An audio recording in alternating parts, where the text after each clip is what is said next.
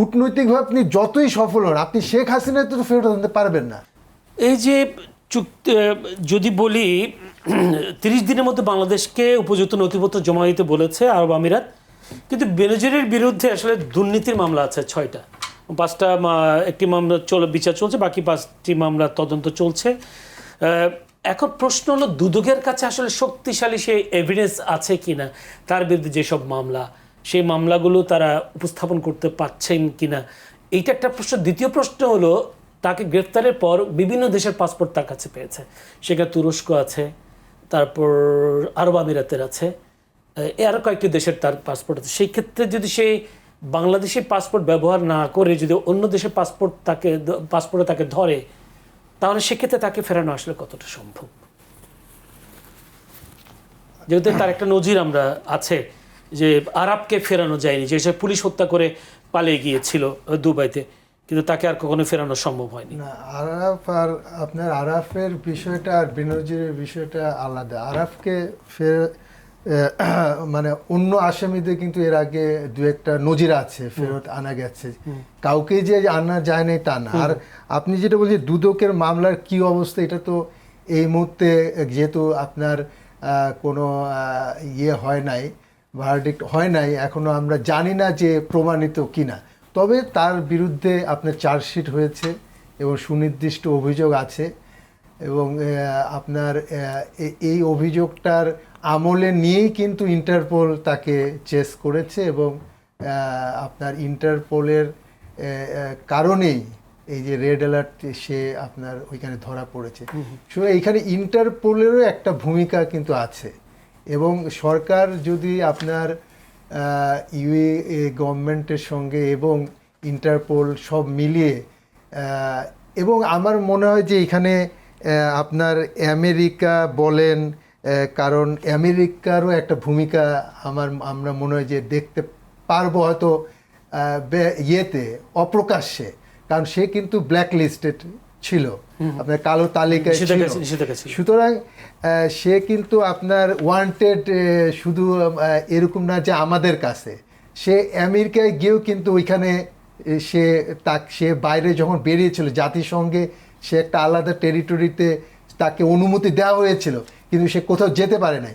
যেই যাওয়ার চেষ্টা করেছিল তাকে কিন্তু ফেরত পাঠানো হয়েছিল। যখন এরকম পরিস্থিতি, এবং বাংলাদেশের সঙ্গে এখন যেহেতু আমেরিকার ভালো সম্পর্ক, আমার মনে হয় যে এই ধরনের একটা বড় ক্রিমিনাল, এবং যে কিনা আপনার পুলিশের মতো একটা প্রধান দায়িত্বে ছিল, যার দায়িত্ব ছিল মানুষের নিরাপত্তা দেওয়া, সে জাস্ট উল্টা কাজটা করেছে। মানুষকে খুন, হত্যা, গুম এমন কোনো কাজ নাই করেনি, এবং আপনার ব্যক্তিগত প্রচুর সম্পত্তি দখল করেছে, এবং সে ক্ষমতা থেকে চলে যাওয়ার পরে এগুলো আমরা জেনেছি। তার আগে সে এমনই প্রতাপশালী ছিল যে কেউ তার বিরুদ্ধে মুখ খুলতে সাহস পেত না, এবং সে একটা পুতপবিত্র ভাব নিয়ে চলতো, এবং এমনভাবে সে কথা বলতো যে সে যে কোনো মন্ত্রী এর চেয়েও বেশি ক্ষমতা রাখে, এবং বাস্তবে তাই। এবং সে আসলে নিজেই বলতো সে প্রধানমন্ত্রী ছাড়া কাউকে গণে না। সুতরাং সেই অবস্থায় আমার মনে হয় যে এত বড় একজন অপরাধী, যে আইনকে নিজের মানে ব্যবহার করে অপকর্ম করেছে, এখানে আমার মনে হয় যে আমেরিকাও এক্ষেত্রে একটা ভূমিকা রাখতে পারে আমার বিশ্বাস। এবং যেহেতু সে কালো তালিকায়, তাকে যদি আমরা ফেরত আনতে পারি, এটা আমার মনে আইনের শাসন প্রতিষ্ঠার ক্ষেত্রে একটা দৃষ্টান্ত হয়ে থাকবে, এবং এক্ষেত্রে আমেরিকা আমাদেরকে আশা করি সহায়তা করবে। তো আমেরিকা আসলে যদি বলি 24-এর সে 5 আগস্ট, প্রায় 2 বছরের বেশি হয়ে গেছে, এতদিন কি আমেরিকা আসলে সহযোগিতা করে নাই বিষয়টা? আমার আরেকটা প্রশ্ন, সেটা হচ্ছে যেহেতু দুবাই বিনিয়োগ বান্ধব একটি কান্ট্রি, বিনিয়োগ যে কেউ করে গিয়ে ভালো বিনিয়োগ করলে তাদেরকে বেশ সুবিধা দিয়ে থাকে, তারও নিশ্চয়ই সেখানে অনেক বিনিয়োগ আছে, সেই ক্ষেত্রে দুবাই কি তাকে হস্তান্তর করবে কিনা, তারও তো বিশাল ইনভেস্ট। আমাদের আসলে আলাপ, মানে আমাদের চিন্তা ভাবনা, আমাদের একটা কল্পনা বা আমাদের গল্প যে উনার ওইখানে অনেক ইনভেস্ট আছে, কত ইনভেস্ট আছে আমরা জানি না, তার টার্কিতে কি আছে, ইন্ডিয়ায় কি আছে, বা অন্য দেশে কি আছে, আমেরিকাতেও থাকতে পারে। এবং আমেরিকাতে আপনার ব্যাপার হচ্ছে যে সে একসময় চাকরিও করেছে দীর্ঘদিন। সুতরাং ওইটা আপনার ধরেন যে তার ক্ষেত্রে আমার মনে হয় না যে দুবাইয়ের ইনভেস্টমেন্ট কোনো বাধা, কারণ এরকম প্রচুর সম্পত্তি ইতিমধ্যেই বিভিন্ন দেশে কিন্তু বাজেয়াপ্ত করা হয়েছে, জব্দ করা হয়েছে। সুতরাং এই ক্ষেত্রে বেনজির মানে খুব যে বড় একটা ইস্যু হবে তার বিনিয়োগের ক্ষেত্রে, কারণ একটা ব্যক্তির বিনিয়োগ আর একটা রাষ্ট্রের সাথে সম্পর্ক এটা সম্পূর্ণ আলাদা ব্যাপার।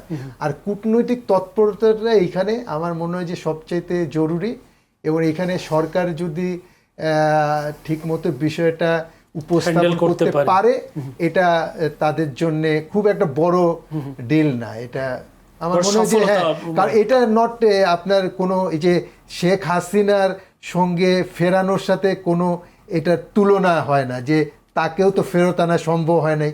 এটার সাথে এটার কোনো কান্ট্রি টু কান্ট্রি ভ্যারি করে, না কান্ট্রি না, ব্যক্তি টু ব্যক্তি ভ্যারি করে, কান্ট্রিও ব্যাপার না। আপনার দেশ আপনি কতটা আপনি কূটনৈতিকভাবে সফল, আপনি এই ক্ষেত্রে তা কূটনৈতিকভাবে আপনি যতই সফল হন, আপনি শেখ হাসিনা তো ফেরত আনতে পারবেন না। আপনি কূটনৈতিকভাবে অন্য সব ক্ষেত্রে সফল হলেন, কিন্তু শেখ হাসিনাকে ফেরত আনতে পারবেন না। এটা গল্প করব, আমরা বলবো, চিৎকার করব যে ইন্ডিয়ার সাথে আমাদের সম্পর্ক খারাপ হবে, অন্য ক্ষেত্রে ভালো হবে, কিন্তু শেখ হাসিনাকে তো তারা ফেরত দিবে না। এবং শেখ হাসিনার সাথে আপনার বেনজিরের তুলনা হয় না। বেনজির তো একটা পার্ট না, সে একটা মানে ক্রিমিনাল, কিন্তু হাসিনা হচ্ছে গা পলিটিক্যাল ক্রিমিনাল, আর সে হচ্ছে গা মানে ক্রিমিনাল। তার কোনো পলিটিক্যাল কিন্তু ভিউ ছিল না, সে এইটা করে সে ক্ষমতা ভোগ করেছে এবং লুটপাট করেছে। ঠিক আছে, শেখ হাসিনা কি পার্সোনালি কোনো লুটপাট করেছে? করে নাই। তার আত্মীয় স্বজন, তার দলের লোকদের সুবিধা দিয়েছে, কিন্তু তার রাজনৈতিক সব কিছু একটা কারণে করেছে। বাট বেনজির রাজনৈতিক ব্যক্তি না, তার ফেরত আনার বিষয়টা রাজনৈতিক নেতাদের ফেরত আনার চেয়ে অনেক সহজ হবে।